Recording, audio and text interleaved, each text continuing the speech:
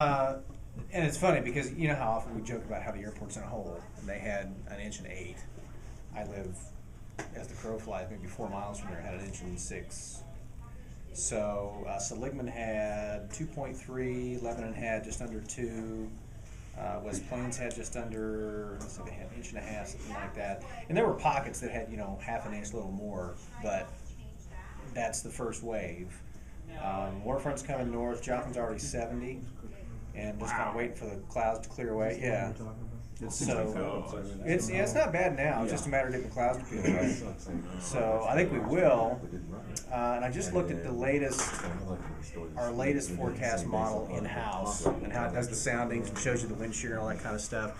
This is one of those cases where I'm not screaming tornado, but there's enough shear there that it wouldn't surprise me if we get one or two out of it. I think the larger threat's going to be hail, like the last couple of days. We had a report come in yesterday afternoon. Actually, when that first wave of storms came in, there was a report of 3-inch hail in Springdale. 3 inches, and it's in the 50s. A lady broke her arm.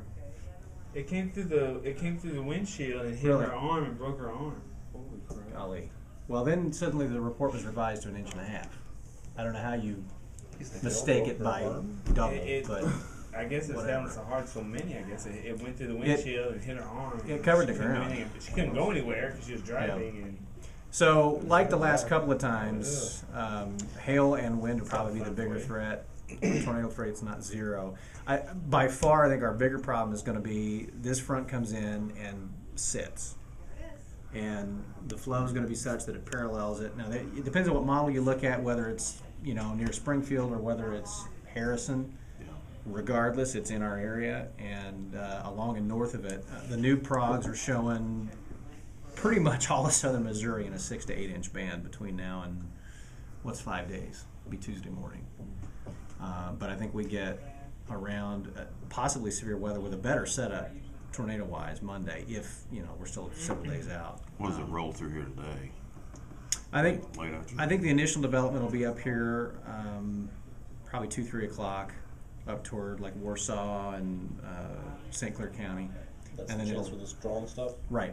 And then it'll come southeast. So for Springfield, let's just say theoretically it forms a line probably in the 6-7 o'clock range here.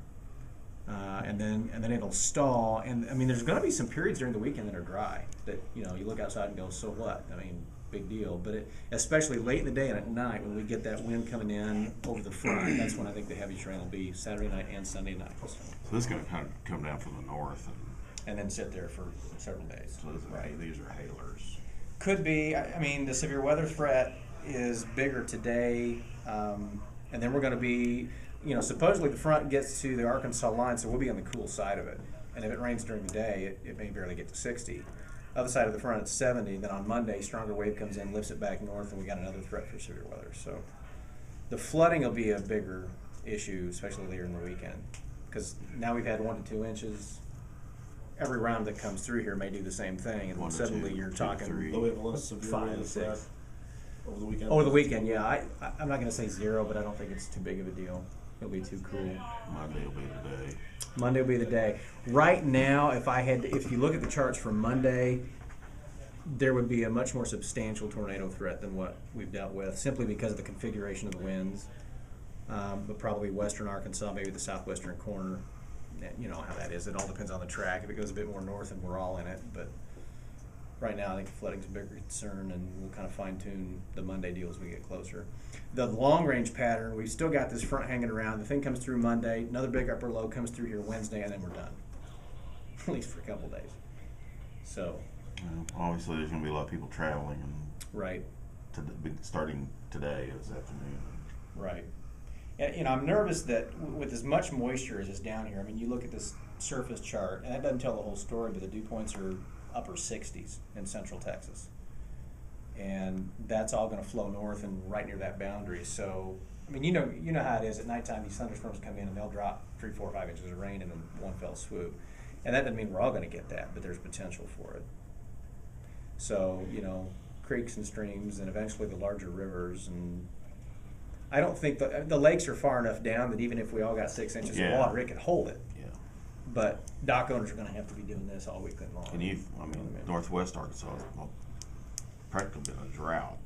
Yeah, we've made up some of that. The drought conditions have been worse further south you go, and so this is really kind of a good thing for Oklahoma because I think Dave told me he had read somewhere it was the worst drought they've had in decades there. Yeah. So this will help them. Officially, you look at the map and Arkansas is abnormally dry, but we've taken a bite out of that deficit we had, and right now in Springfield, and of course it doesn't. Arkansas is a little worse off, but in Springfield we're like a quarter inch behind. We'll make up for that pretty easy. Yeah. So, all right.